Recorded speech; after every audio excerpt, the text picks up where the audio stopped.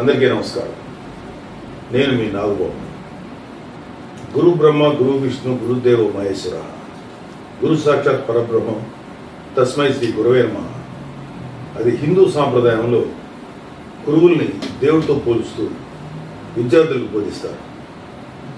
అలాంటి గురువుల యొక్క సంస్కృతిని ఈ జగన్ రెడ్డి ప్రభుత్వం వచ్చాక, ఎస్పెషల్లీ కరోనా టైంలో వైన్ షాపుల ముందు క్యూలను సర్దే పని వాళ్ళకి అప్పచెప్పారు. విద్యార్థులకు పాఠాలు బోధించే టీచర్స్కి ఇంతకన్నా నీచమైనటువంటి ట్రీట్మెంట్ నాకు తెలిసి భారతదేశంలో ఎవరు చేసుకుంటారు, ప్రపంచంలో కూడా ఎక్కడ చేసుకుంటారు. ప్లీజ్ మై డియర్ టీచర్స్, ఎవరైతే ఉన్నారో ఉపాధ్యాయ వృత్తిలో ఉన్నవారు, మీ ఉపాధ్యాయ వృత్తిని అగౌరవపరిచేటువంటి వైసీపీ ప్రభుత్వానికి మాత్రం దయచేసి ఓటు వేయకండి. మీ యొక్క ఆత్మగౌరవాన్ని, మీ వ్యక్తిత్వాన్ని నాశనం చేసేటువంటి ఇలాంటి ప్రభుత్వానికి ఓటేయకండి.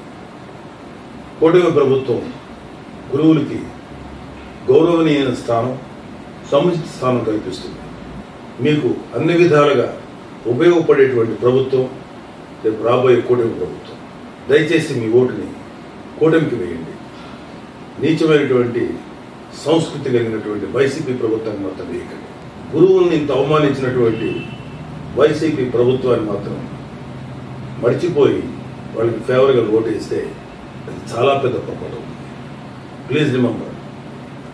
అలాగే పిఠాపురంలో నిలబడినటువంటి పవన్ కళ్యాణ్ గారిని అత్యధిక మెజారిటీతో గెలిపించే ప్రక్రియలో మీరు కూడా ఒక భాగస్వామ్యం కావాలి.